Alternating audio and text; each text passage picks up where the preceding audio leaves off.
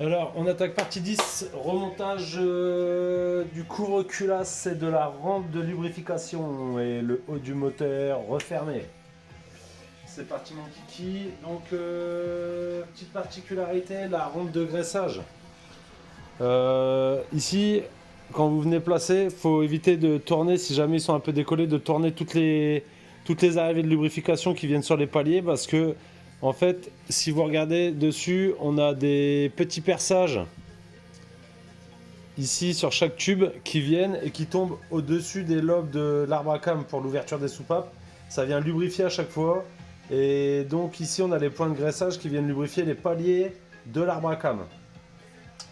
Et donc important de comment dire de bien positionner tout ça. Et donc si tout a tourné, en fait on voit ici le trou d'arrivée d'huile qui vient pour la jonction là pour le palier d'arbre à cam. En fait si on a tout tourné, les trous de lubrif ils vont pas être bien au-dessus. Et ici on aura le trou qui sera bouché. Si je mets ma pièce ici, en fait ça va être bouché, hein. Donc le but c'est de bien être en face du trou et bien aligné aussi dans l'autre sens. Et donc en fait le but c'est d'avoir tous les petits perçages alignés avec les raccordements. Donc là, tac, tac, normalement, hop, on est parfait.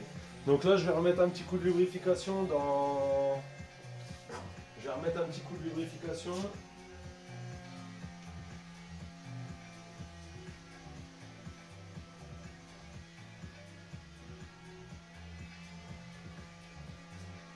Petit coup de lubrification sur l'arbre à cam et tout. Je fais une petite pause temps de préparer l'huile. Donc voilà l'huile. Alors je remets un peu d'huile comme ça va pas redémarrer tout de suite. Je suis sûr que mon moteur il est bien lubrifié. Donc j'en mets au niveau de mes trous de palier. Voilà, comme ça va bien descendre dans mes paliers.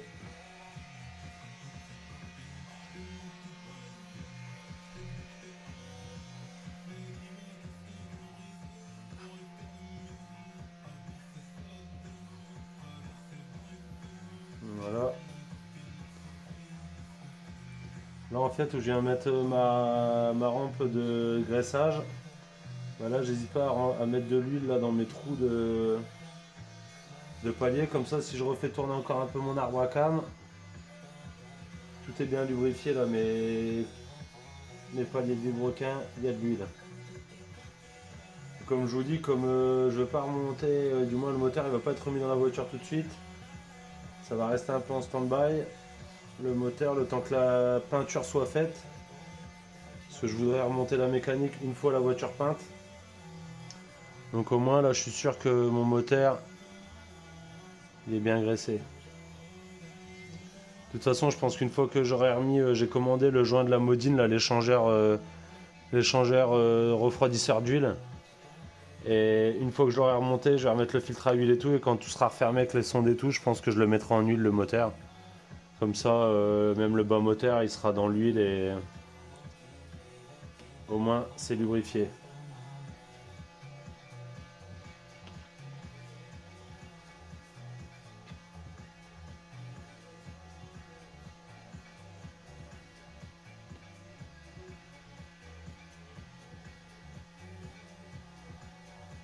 Voilà.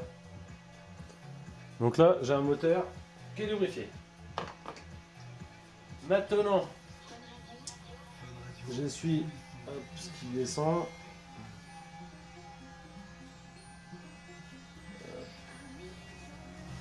Hop, hop, hop, la portée de mon joint.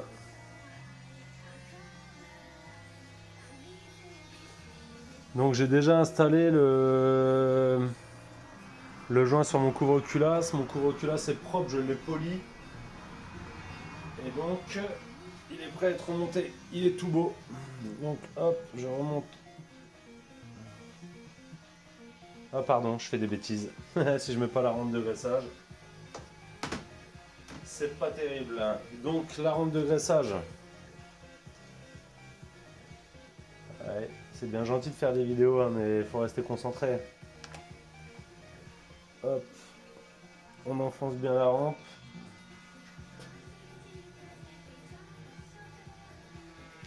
Ok. Et on ferme.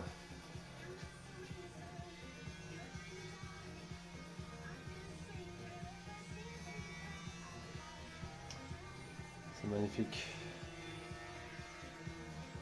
Et voilà. Je mets mes doigts sur le beau carter tout propre. Pas terrible. Hein.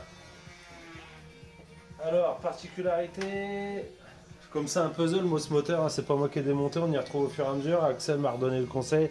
Au milieu, c'est une vis filetée des deux côtés. En fait, c'est un écrou qui est tout, c'est tout usiné avec les deux parties filetées. Donc, on a cette partie-là, et après, la deuxième partie, en fait, c'est pour venir raccrocher le support fil d'allumage quand on va remonter les fils d'allumage. Donc, au milieu. Alors après on avait un doute, on savait plus s'il y en avait deux, s'il y en avait qu'un. Et en fait en retrouvant mon support de fil, on en a un seul. Et le deuxième point de fixation il sera sur le bloc qui vient sur le côté de la culasse, là que je suis en train de nettoyer aussi, de préparer. Et lui, il viendra après pour refermer. Donc là, il donne 10 Nm le serrage. Donc là je vais déjà approcher. Hop. Un bon tour. Je suis un peu limite avec le support du téléphone. Hop.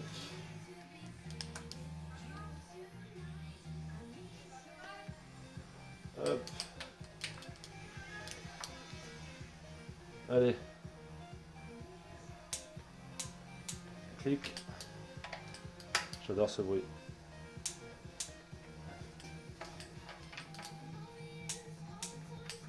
Ok. Donc 10 Nm le serrage du couvre-culasse.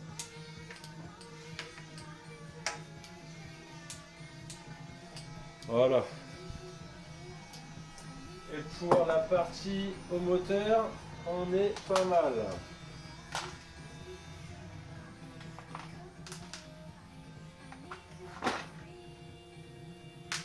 Et donc, terminé pour cette partie-là. Donc, pour la suite, abonnez-vous. Et donc, on attaquera après la partie 11 qui va être la repose de la pompe à eau, les caches distrib et la distribution. Voilà, allez, à plus.